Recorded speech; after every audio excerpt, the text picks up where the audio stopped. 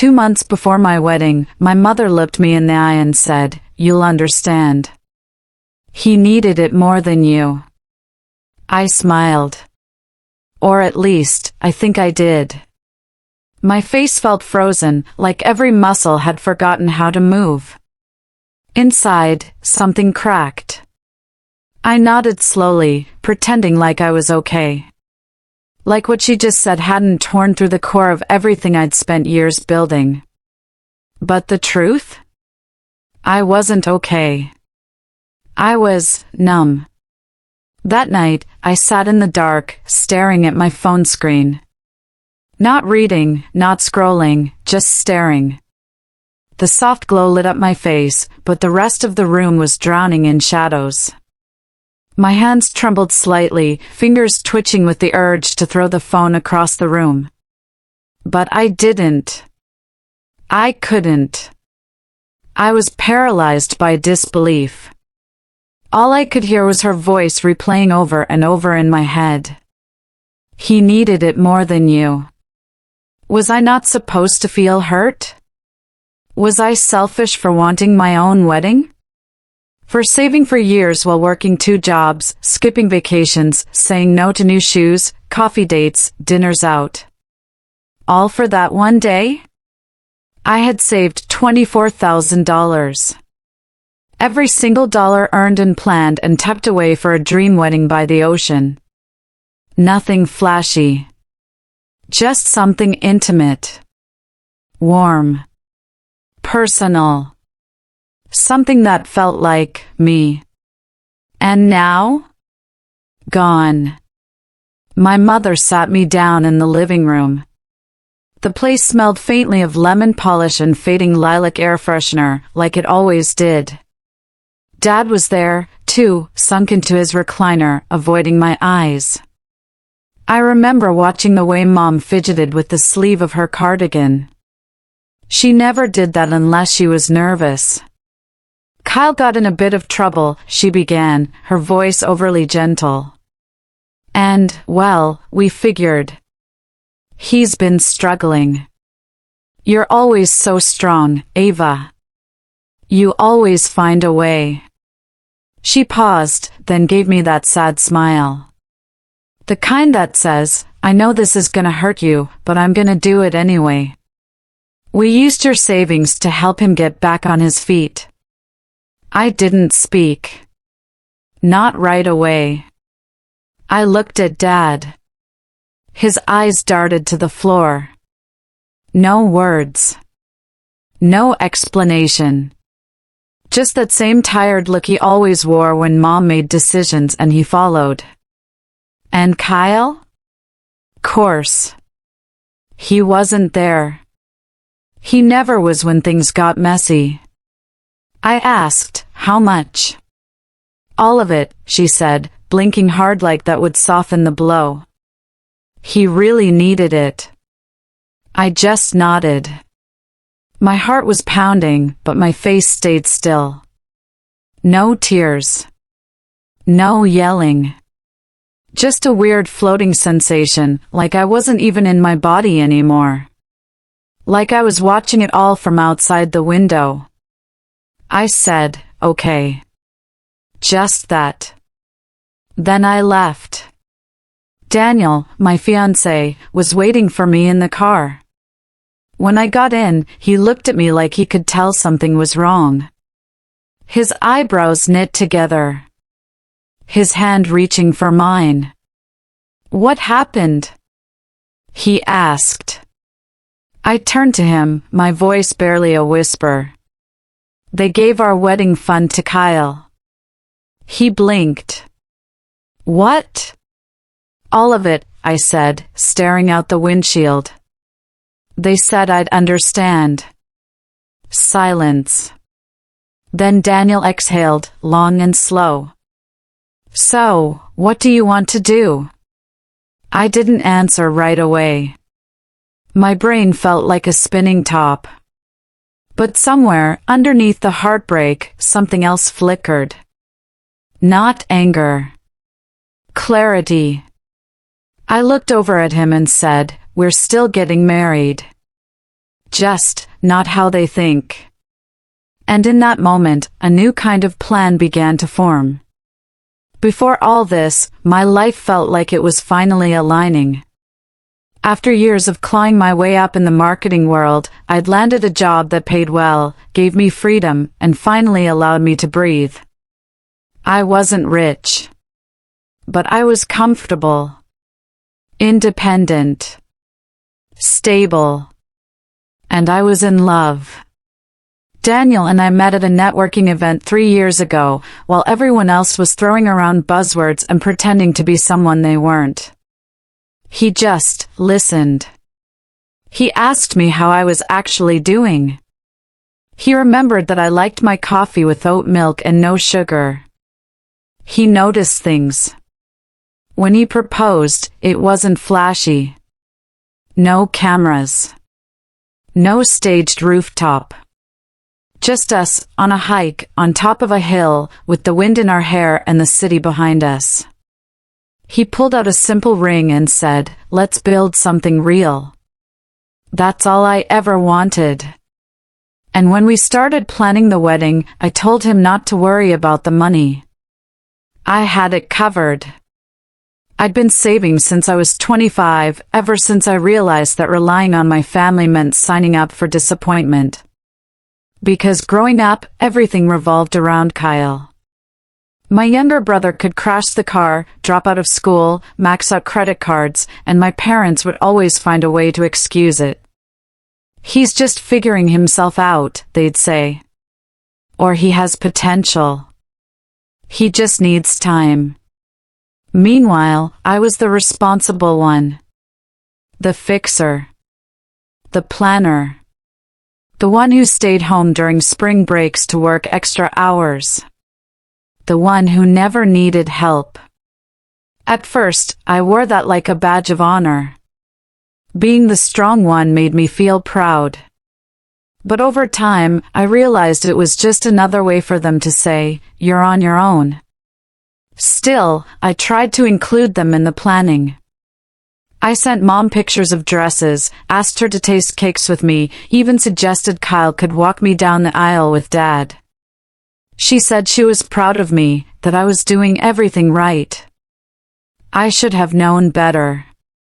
I remember sitting in my little apartment, surrounded by swatches of fabric, Pinterest boards, venue quotes, feeling this quiet joy.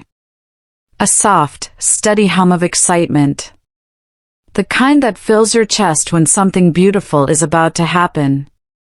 I was creating something sacred. A celebration of love.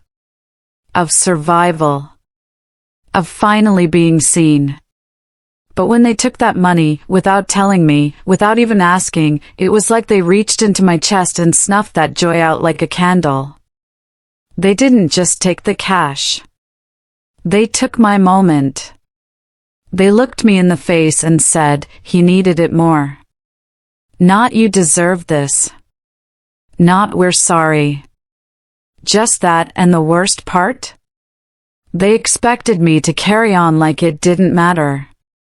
Like I'd understand. Like I'd just downsize to a local hall and move on. But how do you shrink your dream to fit inside someone else's failure? I couldn't. So I sat there. Heart pounding. Tears long dried up. Looking at a future I hadn't expected. And said something I didn't even know I meant until the words came out. We're still getting married. Just not how they think. Because if they weren't going to give me the wedding I deserve, I'd build one without them. And I'd make sure they saw it. But not right away. First, they'd have to believe the lie. The next few days felt like living in someone else's skin. I'd go to work, smile during meetings, answer emails like nothing had happened. But underneath, I was unraveling. Every time I looked at my calendar, saw the countdown to the wedding, I felt like I was choking. The wedding wasn't just a celebration. It was the one thing that made me feel like I mattered. And now, it was a charity case. Mom called 2 days later, casually suggesting we just keep it small. Maybe use the community hall down the road. It'll still be lovely, she said. You don't need all the fuss. I wanted to scream. Not because I needed a lavish wedding, but because she had stolen my choice and was now rewriting the story like she was doing me a favor. Every time she said we or us or it's best, my stomach twisted. There was no we. There was her decision and me expected to smile through it. I started avoiding her calls. Then Kyle texted me. Thanks for understanding. I'll pay you back one day. A single line. No apology. No remorse. I stared at the screen, my fingers hovering over the keyboard. I wanted to write back something sharp. Something to make him feel the weight of what he'd taken. But I didn't. Because Kyle never got it. He never had to. Mom always shielded him from consequences. And now she expected me to do the same. I told Daniel everything. Every word. Every tone shift. Every unspoken expectation. He listened, jaw clenched, his thumb tracing circles into my palm like he was trying to rub the tension away. We'll figure it out, he said softly. Whatever you want to do, we'll make it work. And that's when the idea first cracked open. A flicker. What if we played along? What if I gave them exactly what they thought they wanted? A small hall wedding. A modest setup. Just a little event that didn't need all the fuss. But then, surprise. What if, on the day, I turned the tables? Not to punish them, but to remind myself, and them, who I really was. I pitched the idea to Daniel the next night. A 2-part plan. Send out 2 separate invites. One for the public wedding. A generic town hall location. Something forgettable. Then, behind the scenes, plan our real wedding. On an island. A place I had always dreamed about, but never thought I'd actually see. We'd fly in our closest friends and the people who had actually supported us. And we'd give my parents exactly what they gave me. Confusion. Disorientation. And finally, a moment that would make them question everything. Daniel was quiet for a second. Then he looked at me and said, "Let's do it." So we started planning 2 weddings. By day, I was emailing local caterers. Fake booking decorators. Even walking through venues I had no intention of using. I let Mom feel involved. I let her believe the narrative she created. But by night, I was speaking with a travel agent. Coordinating with a planner in the Caribbean. Picking dresses that would blow her mind. It was exhausting. Living a double life. But for the first time in weeks, I felt powerful again. I wasn't just reacting. I was taking back control. They thought they stole my moment. They had no idea what was coming. The first time I saw the island, I cried. Not out of sadness. Not even joy. Just this strange, overwhelming sense of release. Like I was finally breathing after holding my breath for years. It wasn't huge. Nothing over the top. Just a quiet, private place with turquoise water. Palm trees swaying like they were whispering secrets. And a small white archway where we'd say our vows. I didn't want glam. I wanted peace. I wanted beauty. And I wanted it to be mine. As Daniel and I walked the shoreline, hand in hand. waves brushing over our ankles. He smiled and said, "This feels like you." That meant everything. We booked it immediately. 3 weeks out. The plan was set in motion. We would send the official invites to my parents, a few distant relatives, and old family friends for a wedding in a small hall just outside town. Something forgettable. Low-key. Exactly what my mom had suggested. And we made it look real. The website. The printed invites. Even a fake RSVP list. I used a burner email to contact vendors and got quotes just in case my mom snooped. She loved it. "This is so tasteful," she said. "I'm proud of you for being practical." I wanted to laugh. Or scream. Or both. Meanwhile, our real guest list, those who had been in our corner, who had cheered for us when no one else did, received something very different. A gold-trimmed envelope, hand-delivered with coordinates and a plane ticket. Inside, it said, "Pack light. You're going to paradise. This is the real wedding." People were confused at first. I expected that. But one by one, the calls started rolling in. My best friend Taylor cried on FaceTime. "You're actually doing this?" she asked. "Yeah," I said. "I'm done playing small." Daniel's parents were ecstatic. They even offered to cover part of the catering as a gift. As the days ticked by, the contrast between the two worlds grew sharper. In one life, I was walking through second-rate banquet halls with my mother, pretending to be excited about plastic chairs and buffet trays, smiling, nodding, holding back bile.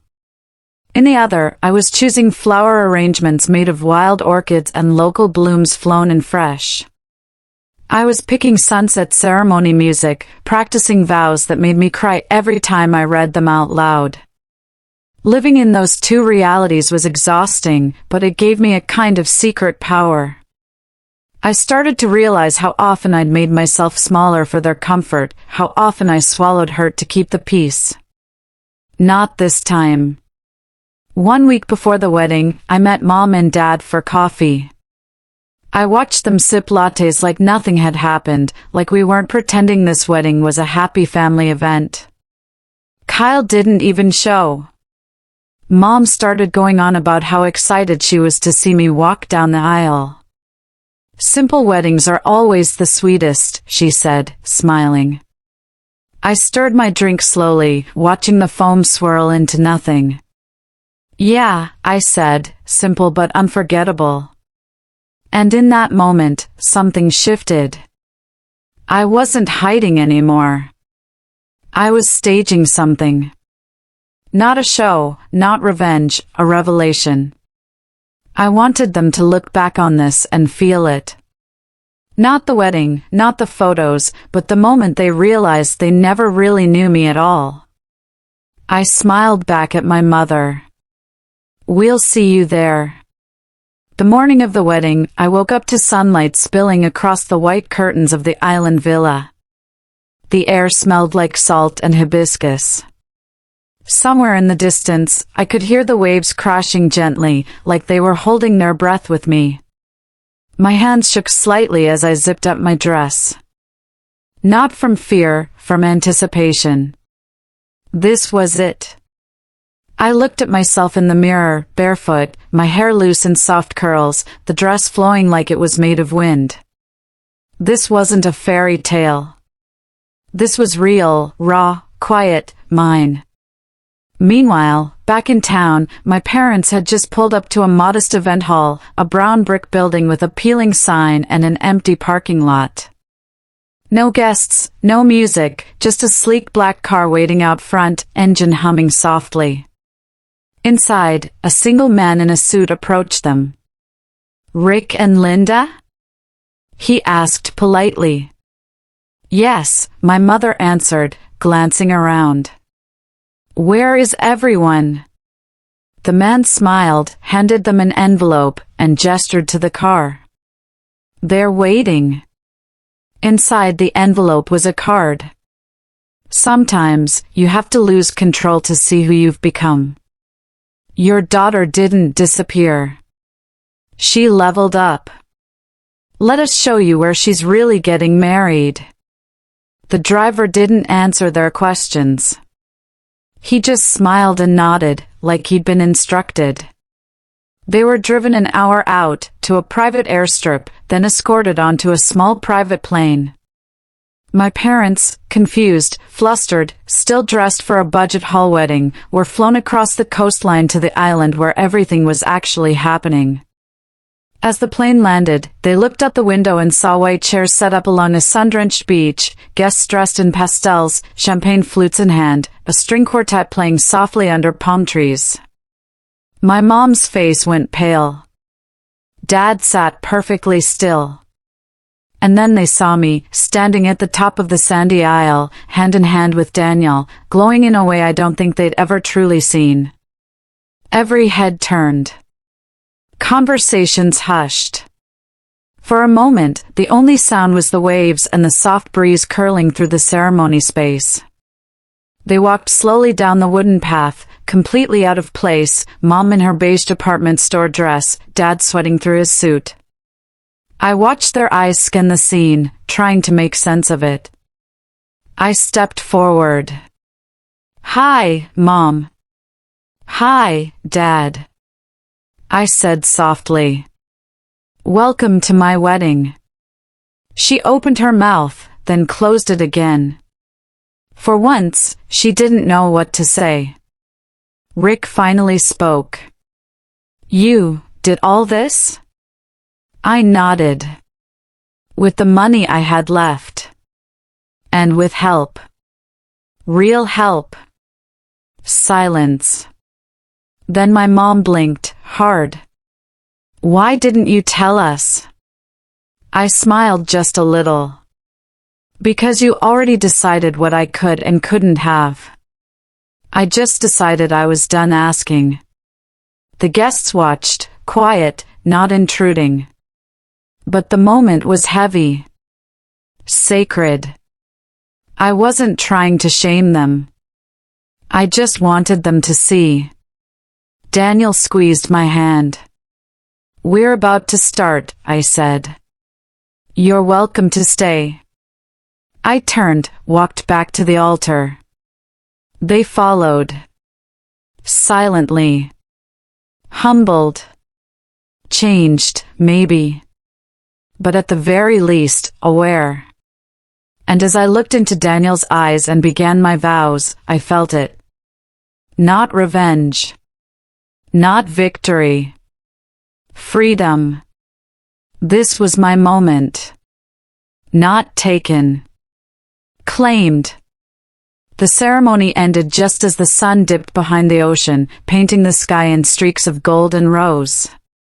As we walked back up the aisle, barefoot and beaming, the guests erupted in cheers. Laughter, hugs, music. It felt like the version of life I always wanted. One where love wasn't conditional and celebration didn't come with guilt. We danced. We cried. We toasted under string lights as waves whispered just feet away. And for the first time in my life, I didn't feel like I had to earn my joy. I was allowed to just have it. Later that night, after the cake had been cut and shoes were abandoned in the sand, my mom approached me. She looked smaller. Not physically, but emotionally. Like the weight of her decisions had finally settled in her bones. "I didn't know you had this in you," she said, eyes scanning the glowing island around us. I looked at her for a long second. Not with anger, but with clarity. "You never looked," I said. She didn't defend herself. She didn't argue. She just nodded. And for once, that silence between us didn't feel like a wall. It felt like the beginning of something real. Dad followed behind her. Quieter than usual.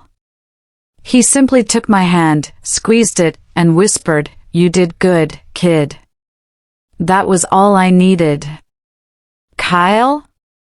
He came too. I didn't expect him to. But he did.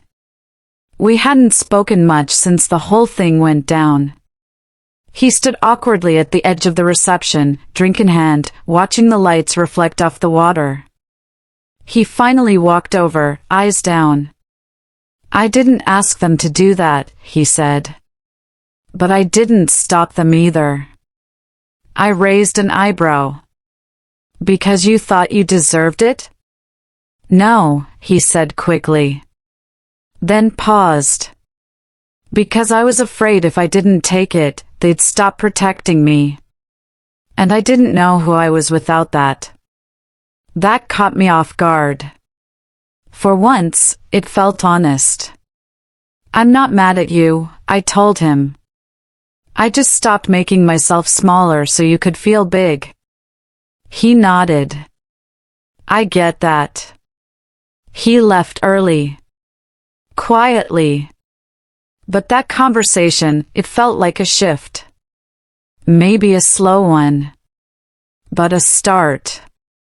As the night faded, and the stars blanketed the sky, Daniel and I sat on a bench at the edge of the sand, watching the last of the lanterns drift up into the sky.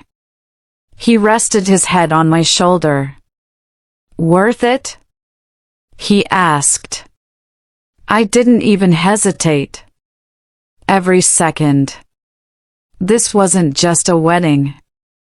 It was a reclaiming. A declaration that I was done shrinking.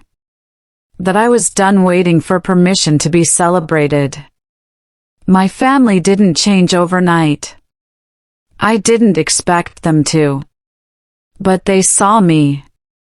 Finally. Clearly. And that was enough.